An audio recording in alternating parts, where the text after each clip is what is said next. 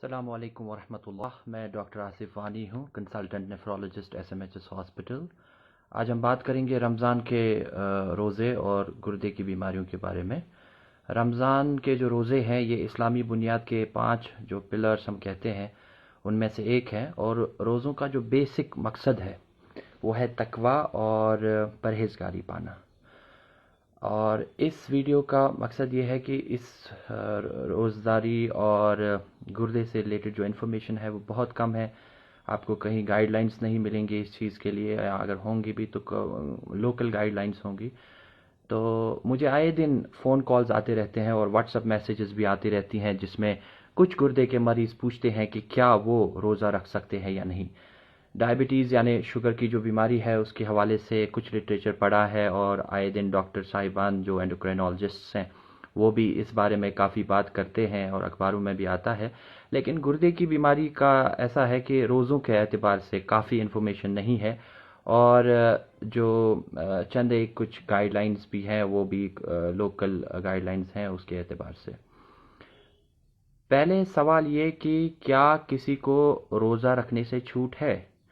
कुरान मजीद से साबित है कि जो लोग कुछ कैटेगरीज में हैं जिनको एग्जेम्प्ट किया गया है रोज़ा रखने से, उसमें जैसे कोई अलील बीमार इंसान हो, कोई सफ़र पे गया हो, या इतना कमज़ोर है कि रोज़ा बर्दाश्त नहीं कर सकते, तो इन सब लोगों को कुरान और हदीस से साबित है कि इनको छूट दी गई है रोज़ा रखने से।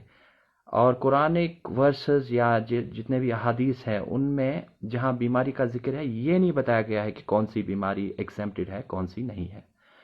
और फंडामेंटल क्राइटेरिया जो होना चाहिए एग्जेम्पशन का, छूट का, कि ये रोज़ा रखना है नहीं रखना है एक मरीज़ के लिए, वो मुझे लगता है कि दो चीज़ों पे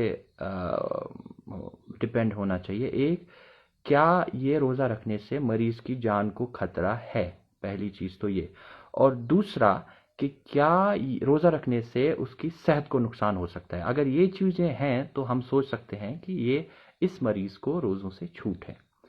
नाउ डिसाइड कौन करेगा, कौन डिसाइड करेगा कि ये मरीज़ को रोज़ा रखना है नहीं रखना है। क्या ये मरीज़ खुद कर सकता है, क्या ये डॉक्टर है जो ये बता सकता है, या कोई रिलीजियस स्कॉलर इमाम साहब या मौलवी साहब है जो ये बता सकते हैं कि इस मरीज़ को रोज़ा रखना है या नहीं।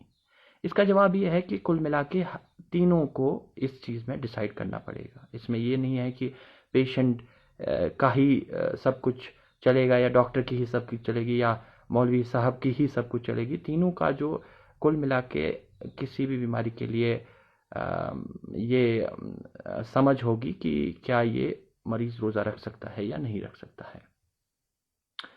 एक बुक पब्लिश हुई 2010 में, ये बेसिकली टर्की के का जो रिपब्लिक है उसके डायरेक्टरेट ऑफ रिलीजियस अफेयर्स का एक शाया करदा एक बुक है जिसका नाम है the general attitude towards fasting and health problems.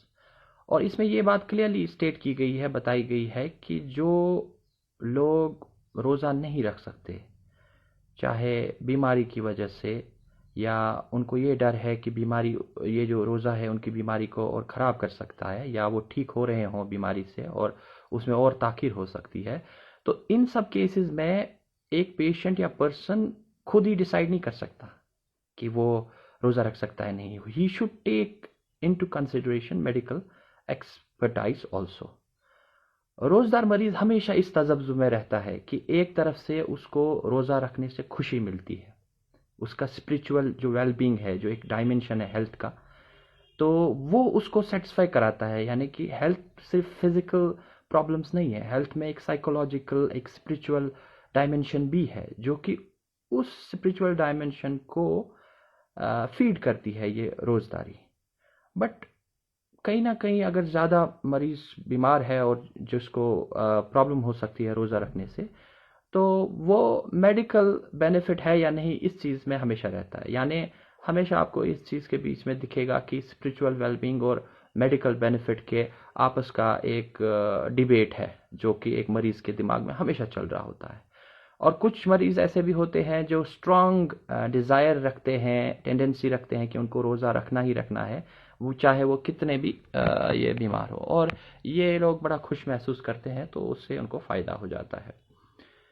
जो प्रैक्टिसिंग मुस्लिम है मुझे लगता है कि उसको ये दो चॉइसेस जो हैं कि वो एक रिलीजियस ड्यूटी फुलफिल कर रहा है बाय ऑब्जर्विंग फास्ट, या वो प्रिजर्व अपना जो हेल्थ है उसको, या अपना जो उसका लाइफ है उसको प्रिजर्व कर रहा है, उसको बचा रहा है by not preserving a fast. If such be the case, इन दो केसेस में एक प्रैक्टाइजिंग मुस्लिम जो होगा, एक आइडियल मुस्लिम, इनको वे करके देखेगा, क्योंकि दोनों ड्यूटीज है, दोनों फर्ज है। जहां रोजों में ये रोजे रखना फर्ज है, वहीं पे जान बचाना भी फर्ज है। और अगर खतरा है रोजा रखने से तो रोजा नहीं रखना है। और कभी कभी इथिकल कॉन्फ्लिक्ट भी आ जाता है, यानी डॉक्टर ने बताया रोजा नहीं रखना है, मरीज कहता है नहीं जी मैं रोजा रखूंगा, ठीक है। तो ऐसे केसेस में, ये जो तकरार वाले केसेस हैं जहां पे मरीज का फैसला और डॉक्टर की रिकमेंडेशन आपस में मेल नहीं खा रही हो, ये एक क्लासिकल प्रॉब्लम है मेडिकल एथिक्स का। जहां पे आप देखेंगे कई सारे एग्जाम्पल्स जो कोर्ट तक भी लेके गए हैं मरीज लोग या कम्युनिटीज, जहां पे डॉक्टर्स ड्यूटी कोलाइड कर गई पेशेंट्स ऑटोनॉमी के साथ। मगर यहां मैं कहता चलूं कि मरीज जो है, मरीज का ऑटोनॉमस डिसीजन तभी ले सकता है अगर वो अपनी बीमारी समझता हो और रोजों का असर उसकी बीमारी पे क्या है वो समझता हो। तो ये सूझबूझ रखता हो कि रोजा रखने से उसकी बीमारी पे क्या असर पड़ सकता है, तभी वो इंडिविजुअल डिसीजन ले सकता है।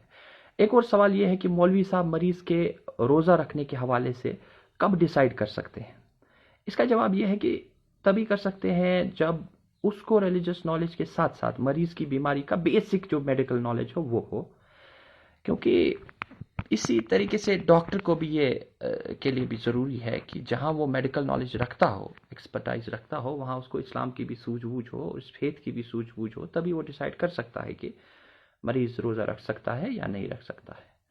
अब आते हैं रोज़दारी की तरफ। रमज़ान फास्टिंग जो है, क्योंकि ये एक यूनिक मेटाबॉलिक मॉडल आपको मिलेगा, क्योंकि ये परसिस्टेंट कंटिन्यूस फास्टिंग नहीं है। इसमें आपको क्या होएगा कि एक पीरियड के लिए, एक इंटरवल के लिए आप कंप्लीट फास्ट करते हो, इवन पानी तक भी नहीं ले सकते हो, पानी तक नहीं लेते हो, और दूसरा फिर आप फीस्ट करने लग जाते हो, रिफीड एकदम से करने लग जाते हो। तो ये फास्टिंग और फीस्टिंग का एक ऐसा मॉडल है जो कि एक अपने हिसाब से एक यूनिक मॉडल है।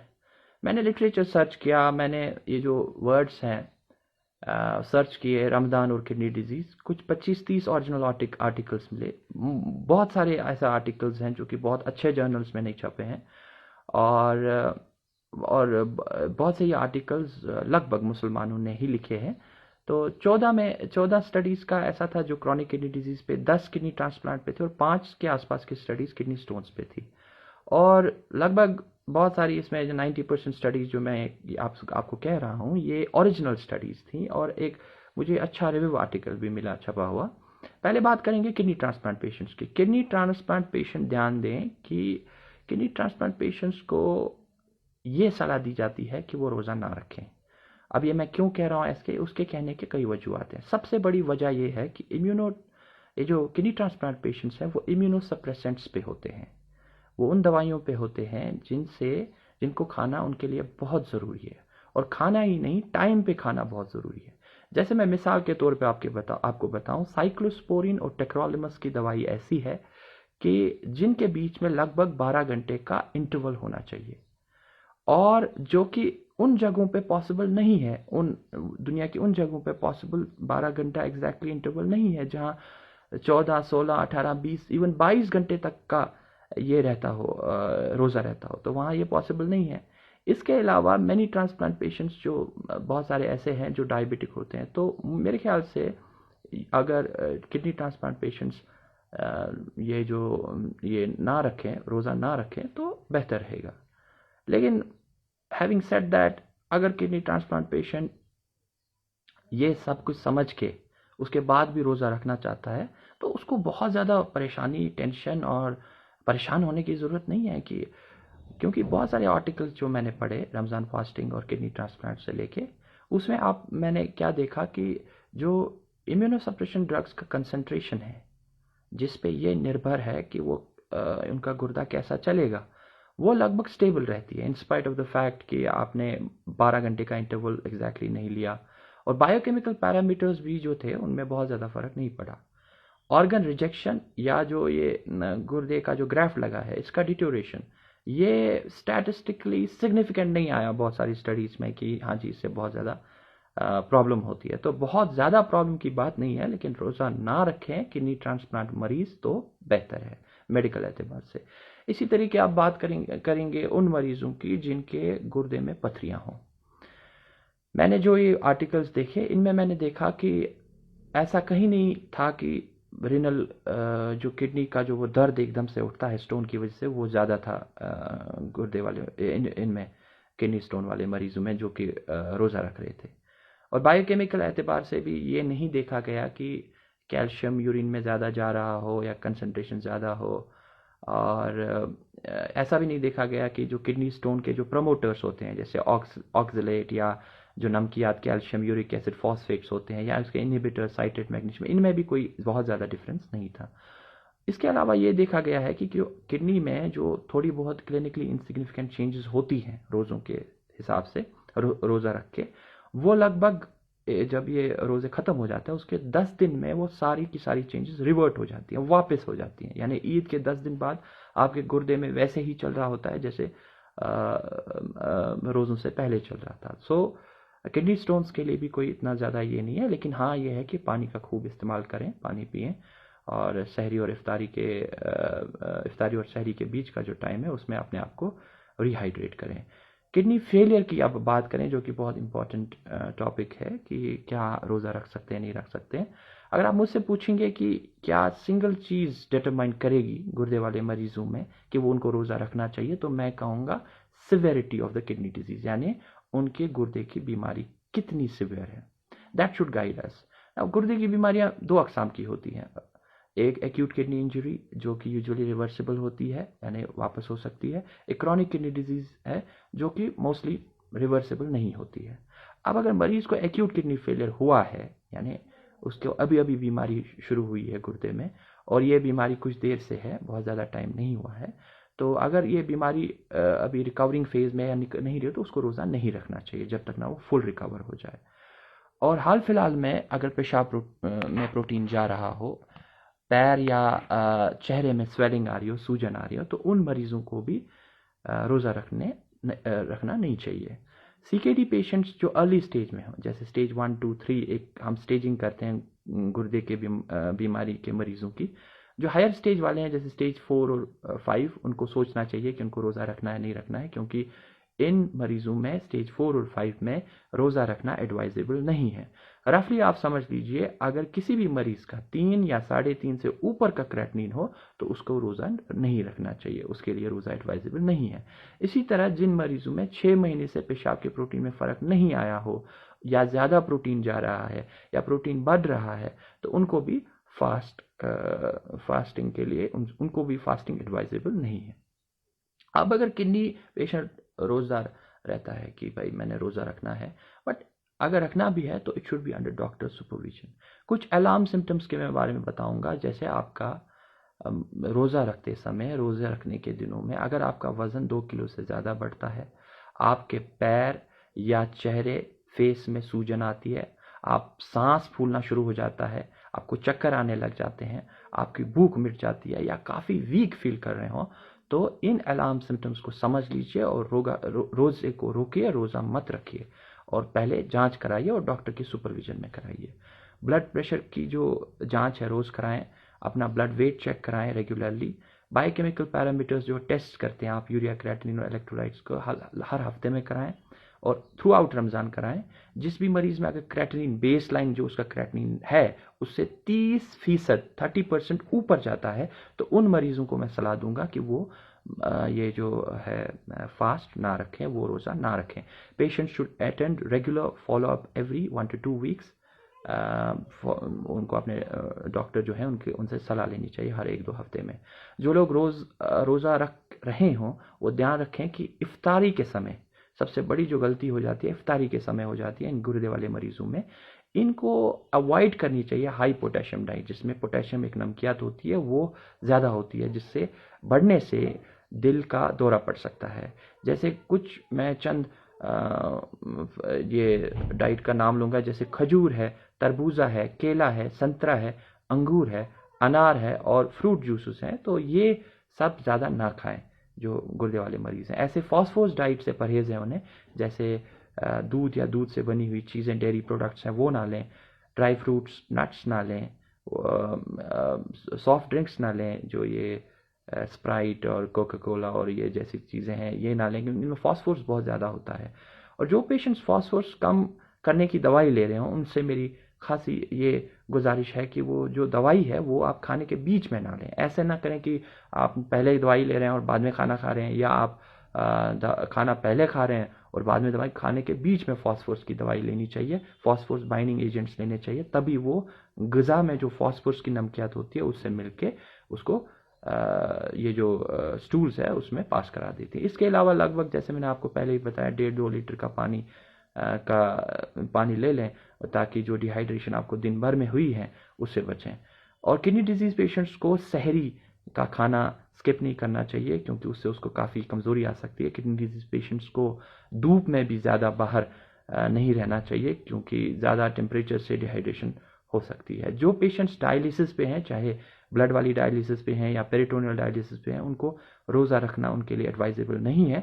लेकिन अगर डायलिसिस वाला पेशेंट रोज़ा रखना चाहता है तो वो उन दिनों पे रखे जिस दिन उसकी डायलिसिस नहीं होती है, क्योंकि डायलिसिस के दिन हम उनको आईवी फ्लूइड्स वगैरह देते हैं तो उससे रोज़ा नहीं रहता है। तो मैं उनसे गुजारिश करूँगा कि पहले तो ना रखें रोज़ा, लेकिन अगर फिर रखना भी चाहते हैं, अगर रोज़ा रखना भी चाहते हैं तो इन दिनों पे ना रखें जिस दिन आप डायलिसिस करवा रहे हों।